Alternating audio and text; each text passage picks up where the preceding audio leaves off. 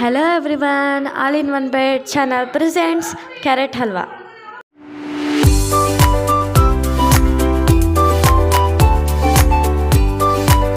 ಈ ಕ್ಯಾರೆಟ್ ಹಲ್ವಾ ಮಾಡೋದು ತುಂಬ ಸಿಂಪಲ್ ಮತ್ತು ಈಸಿಯಾಗೂ ಇರುತ್ತೆ, ತುಂಬ ಟೇಸ್ಟಿಯಾಗೂ ಕೂಡ ಇರುತ್ತೆ ಮತ್ತು ಹೆಲ್ತಿಯಾಗೂ ಕೂಡ ಇರುತ್ತೆ.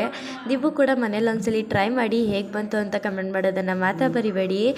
ಈ ರೆಸಿಪಿ ನೋಡೋಕ್ಕಿಂತ ಮುಂಚೆ ಯಾರ್ಯಾರು ನಮ್ಮ ಚಾನಲ್ನ ಸಬ್ಸ್ಕ್ರೈಬ್ ಮಾಡ್ಕೊಂಡಿಲ್ಲ ಈಗಲೇ ಸಬ್ಸ್ಕ್ರೈಬ್ ಮಾಡ್ಕೊಳ್ಳಿ, ಲೈಕ್ ಮಾಡಿ, ಶೇರ್ ಮಾಡಿ, ಕಮೆಂಟ್ ಮಾಡಿ ಅಂತ ಹೇಳ್ತಾ, ಮತ್ತು ನಿಮಗೆ ಯಾವ ಸ್ವೀಟ್ ಇಷ್ಟ ಅಂತ ಕಮೆಂಟ್ ಬಾಕ್ಸಲ್ಲಿ ಕಮೆಂಟ್ ಮಾಡಿ, ಅದನ್ನು ಖಂಡಿತವಾಗ್ಲೂ ಮಾಡ್ತೀವಿ ಅಂತ ಹೇಳ್ತಾ ಬನ್ನಿ ಈಗ ಈ ಟೇಸ್ಟಿ ಆ್ಯಂಡ್ ಹೆಲ್ತಿ ಆದಂಥ ಕ್ಯಾರೆಟ್ ಹಲ್ವಾನ ಹೇಗೆ ಮಾಡೋದು ಅಂತ ನೋಡೋಣ.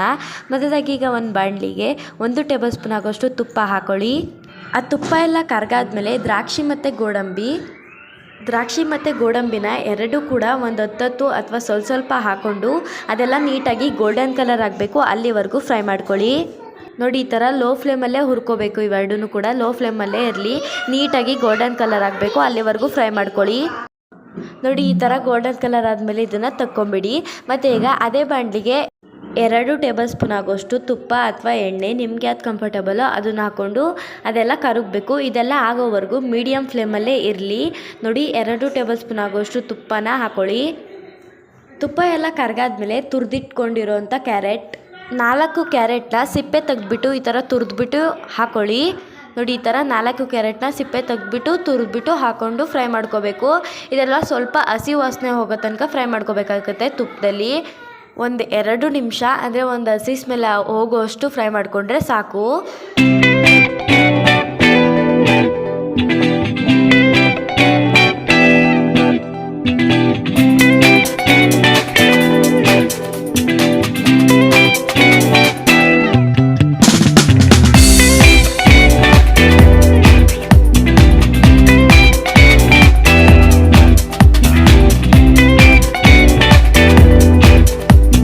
ನೋಡಿ, ಈ ಥರ ಕ್ಯಾರೆಟ್ ಎಲ್ಲ ಹಸಿ ವಾಸನೆ ಹೋಗಾದ್ಮೇಲೆ ಇದಕ್ಕೆ ಹಾಲು 1 ಕಪ್ ಆಗೋಷ್ಟು ಹಾಲನ್ನ ಹಾಕೋಬೇಕು, ಅಂದರೆ ಮಿಲ್ಕ್ 1 ಕಪ್ ಆಗೋಷ್ಟು ಹಾಕ್ಕೊಂಡು, ಮತ್ತು ಸಿಹಿಗೆ ತಕ್ಕಷ್ಟು ಅಂದರೆ ಸ್ವೀಟ್ಗೆ ತಕ್ಕಷ್ಟು ಸಕ್ಕರೆ ಹಾಕೋಬೇಕು.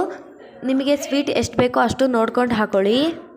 ನಾವಿಲ್ಲಿ 3/4 ಕಪ್ ಹಾಕ್ಕೊಂಡಿದ್ದೀವಿ, ನೀವು ಸ್ವೀಟ್ ಎಷ್ಟು ಬೇಕೋ ಅಷ್ಟು ನೋಡಿಕೊಂಡು ಹಾಕ್ಕೊಳ್ಳಿ.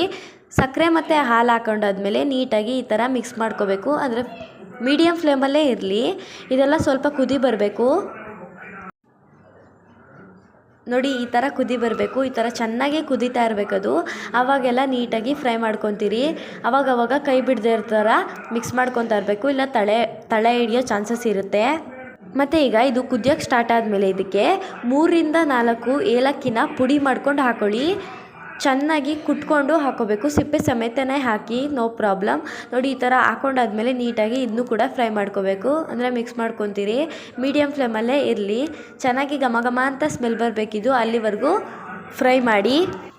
ಕ್ಯಾರೆಟ್ ಎಲ್ಲ ಸಾಫ್ಟ್ ಆಗಬೇಕು, ಆವಾಗ ಘಮ ಅಂತ ಸ್ಮೆಲ್ ಬರುತ್ತೆ, ಆವಾಗ ಆಗಿದೆ ಅಂತ ಅರ್ಥ. ಆಮೇಲೆ ಸ್ಟವ್ನ ಆಫ್ ಮಾಡ್ಕೊಳ್ಳಿ. ಇದಕ್ಕೆ ನಾವೇನು ಹುರಿದಿಟ್ಕೊಂಡಿದ್ವಿ ಅಲ್ವಾ ಡ್ರೈ ಫ್ರೂಟ್ಸ್, ಅದನ್ನು ಹಾಕ್ಕೊಂಡು ಮಿಕ್ಸ್ ಮಾಡಿಕೊಂಡ್ರೆ ರೆಡಿ ಆಯಿತು ಟೇಸ್ಟಿ ಆ್ಯಂಡ್ ಹೆಲ್ತಿ ಆದಂಥ ಕ್ಯಾರೆಟ್ ಹಲ್ವಾ. ನೀವು ಕೂಡ ಮನೇಲಿ ಒಂದ್ಸಲಿ ಟ್ರೈ ಮಾಡಿ ಹೇಗೆ ಬಂತು ಅಂತ ಕಮೆಂಟ್ ಮಾಡೋದನ್ನು ಮಾತ್ರ ಮರಿಬೇಡಿ.